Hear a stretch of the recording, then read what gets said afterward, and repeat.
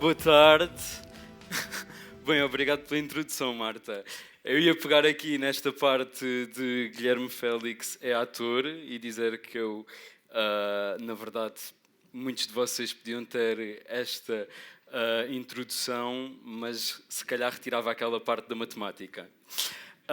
Eu digo isto porquê? Porque, na verdade, todos nós representamos no nosso dia-a-dia.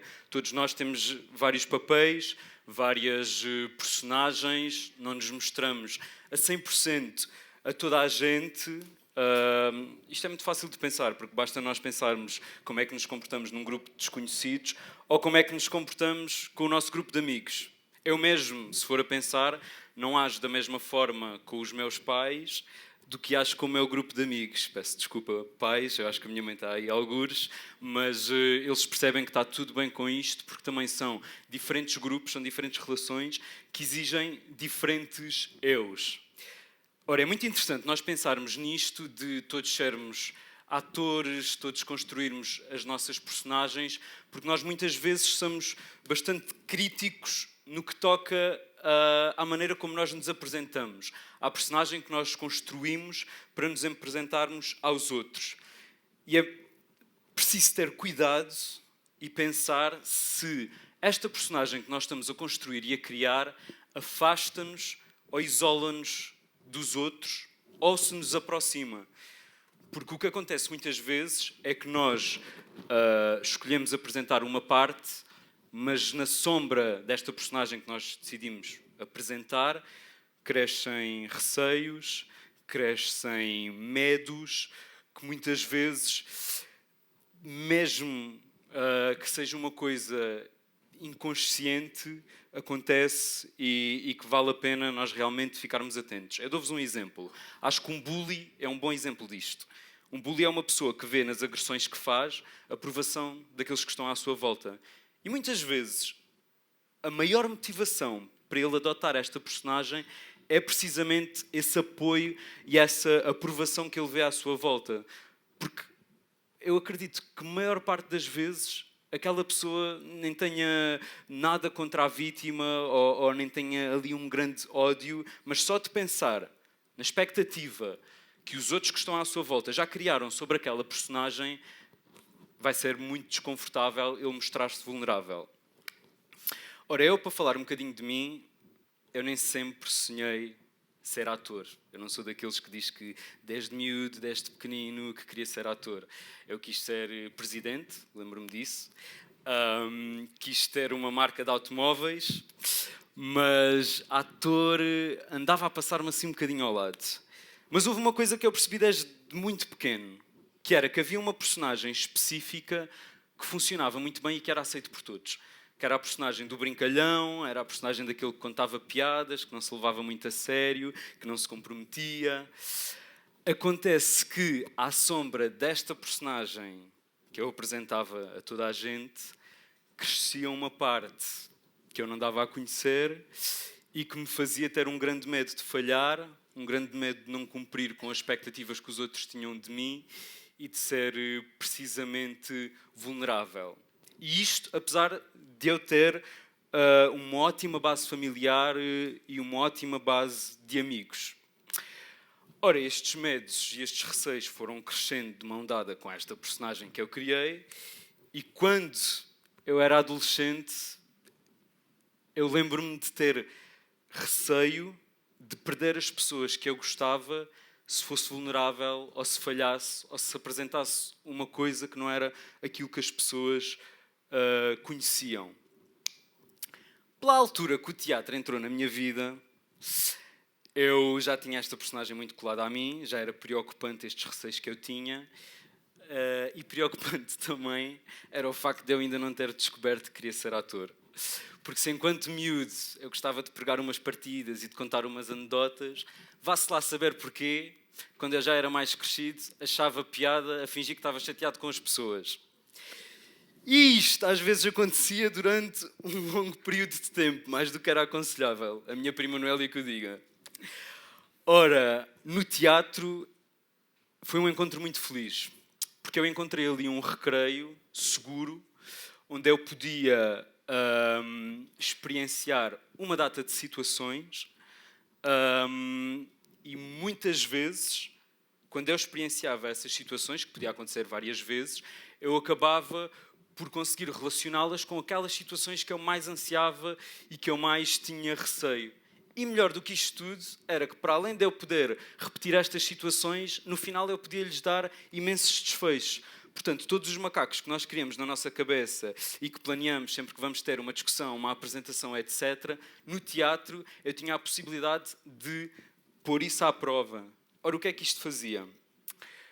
Isto fazia que, aos poucos, quando eu saía do teatro e abandonava estas personagens fictícias, eu regressava ao mundo real muito mais confiante e mais à vontade para partilhar esta parte de mim que até então estava na sombra e que depois acabei por perceber que fazia uma diferença gigante nas relações que eu tinha com os outros. Ora, eu não sei o que é que está a passar por esse lado. Espero que esteja a passar uma pessoa que está mais ou menos segura daquilo que está a dizer, mais ou menos segura neste círculo. Mas a verdade é que não vos passa pela cabeça o quão nervoso e ansioso eu tive até chegar aqui. E eu tenho a certeza que só consegui chegar e estar aqui com esta vontade, espero, pela resistência psicológica que o teatro me deu. O teatro ensinou-me, para mim, das coisas mais importantes na vida. E às vezes as pessoas chegam a esta conclusão por outra via. Eu cheguei através do teatro, que é a velha máxima de que mais vale a pena experimentar, independentemente do resultado, do que nós entregarmos aos nossos receios que crescem com cada desafio que nós não aceitamos. Ora, voltando um bocadinho às nossas personagens, há uma personagem que hoje em dia está muito presente, que nos atinge a todos, que é transversal e que está a ganhar cada vez mais protagonismo, que é a nossa personagem virtual. As redes sociais trouxeram imensos benefícios, deram um upgrade gigante ao networking, mas é importante nós estarmos atentos e conscientes que também trouxeram muitos desafios, que eu acho que é importante nós percebermos quais são para conseguirmos usufruir ao máximo destas plataformas. E as pessoas, quando eu falo em influência ou deixarem-se influenciar pelas redes sociais, normalmente as pessoas é uma coisa que ficam muito desconfortáveis, apontam o dedo, falam dos jovens, mas eu acho que na verdade isto não nos vale de muito, porque neste momento é uma coisa que abrange jovens, adultos, mais velhos, é um desafio de todos. Para mim, dos maiores desafios e o mais preocupante das redes sociais é o facto de, neste universo e nesta realidade paralela que nós criamos, só ser bem-vindo principalmente o nosso best-of, os nossos melhores momentos.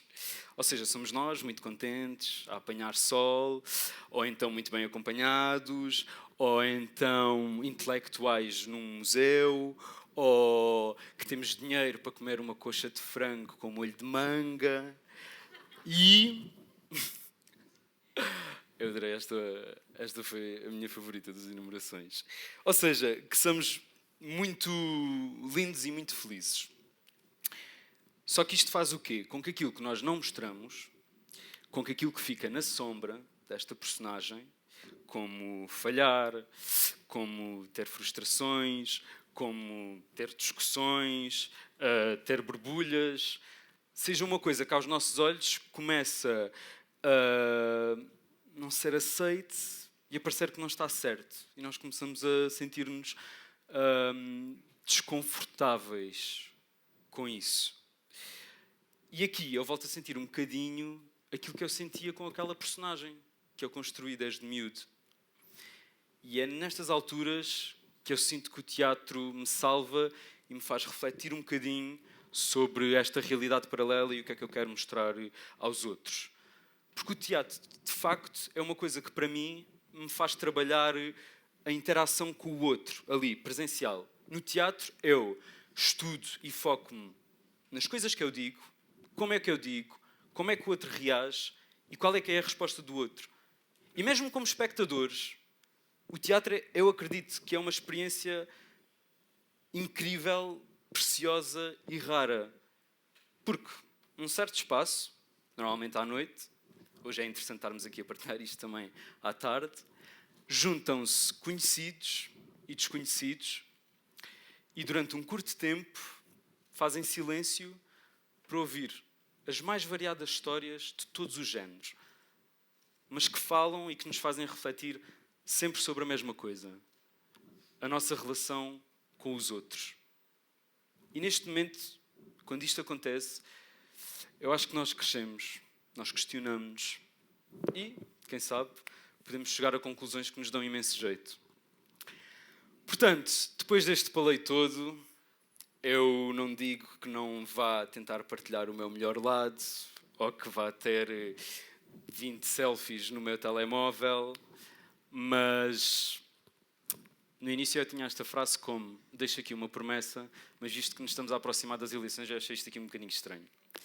Portanto, eu digo que faço aqui um compromisso perante de vocês, que é de tirar menos selfies e de tentar fazer mais teatro. Obrigado.